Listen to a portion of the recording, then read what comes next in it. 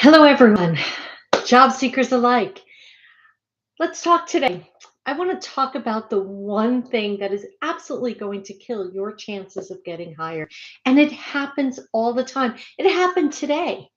Someone I was talking to sent me their resume, and yeah, there was a problem. So before we get into the details of this, my name is REIN. I'm an executive recruiter and a job search strategist. I have been helping hundreds and hundreds of people, sharing my insider secrets from the view of the recruiter to help them get hired rapidly in their dream jobs and in record time. That's the goal here, is to get people hired. So, if you are job searching right now and you would like to talk to me, let's have a conversation. Let's brainstorm about your job search, how I can help. Maybe you decide to work with me, maybe not. You can get on my calendar at gethired.careers. Again, that's gethired.careers. I'll leave the link in the description and the comments, and you can get on my calendar. We can talk. So, what is the one thing that is going to kill your job search? Let's talk about this. So, this person sent me their resume today. Wonderful. Very proud. I could tell. Used a beautiful template. Not one that I would recommend because it was a little too designed, especially based on what they're looking for. But that's another story. But obviously, very proud of the resume.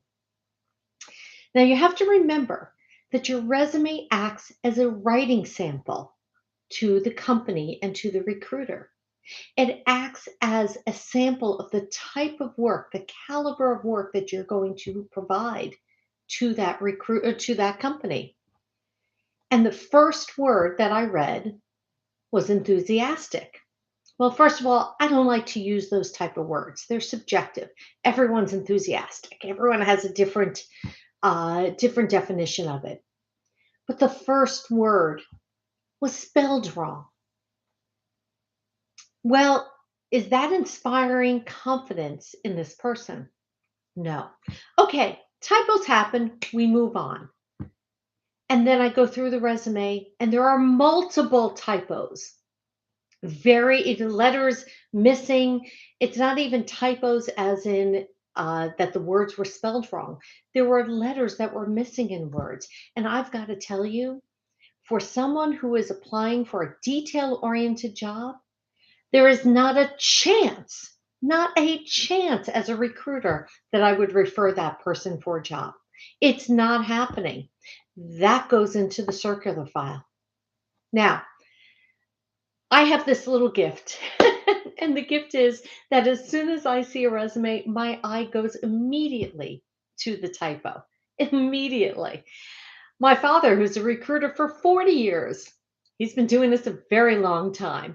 And if he's watching now, he knows this and he's smiling right now because I would hand him a paper that I've done, and first thing he would notice is he would go directly to the typo. It must be a family gift. But you can't expect a recruiter to look at that and say, this is someone who I would want to call. This is not someone who's detail oriented, especially in certain fields. Look, if you're in an artistic field, maybe that's not important. But you know what? In any job that you do, you need to be detail oriented. It makes a difference. Remember, this is acting as a sample of your best work. And if you have typos all over it, misspelled words, letters missing, things cut off, yeah, you're not getting a call. I'm telling you now, you're not going to get a call. And this is so easily fixed. So here are my tips, okay, from REIN, executive recruiter and job search strategist. Again, you can get on my calendar. We can talk about your job search at gethired.careers. Let's talk about this. So first of all, spell check. This is the easiest thing in the world. And you can have auto spell check on and there'll be a red underline and you can fix it. Here's something else. Give your resume to someone else to read. You cannot proofread your own work. It's impossible. It's not going to happen. Just accept it. It is too difficult to read your own work. Your eye just glances over things. So, if you're a new graduate, give it to your parents. Earn some brownie points. Okay. They will be thrilled that you reached out to them to help you. Remember, they want to help you to get you off the family payroll also. Even if you're a seasoned professional, give it to your parents. Give it to a family member. Again, they'll be thrilled to help you. Give it to a colleague, someone who has never read it before. Now, here's a super secret ninja trick. This is something you really need to be careful of. I want you to have them dial the phone number on your resume.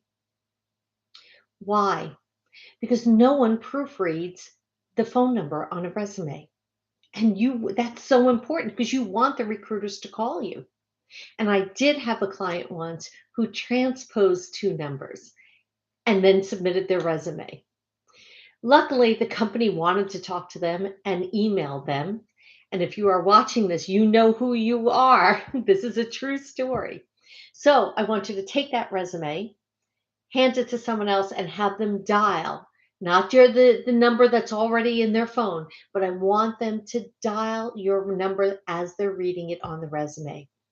Again, these are the small little tricks, not tricks. These are small little tips that will help you get that job that you so desire. If you want to learn more super secret ninja tricks, subscribe to my channel. Uh, I am coming live and I'm posting videos to help you in your job search. And if you want really to speed up that job search, to make it happen and make it happen fast, get on my calendar. It's gethired.careers. You can visit my website at poundingpavement101.com as well. You can learn more about my program that's getting job seekers hired on average 44 days. If you don't believe it, go listen to some of the stories of my clients. They are smiling from ear to ear. This is REIN, executive recruiter, job search strategist. I will be back tomorrow. Have a great night.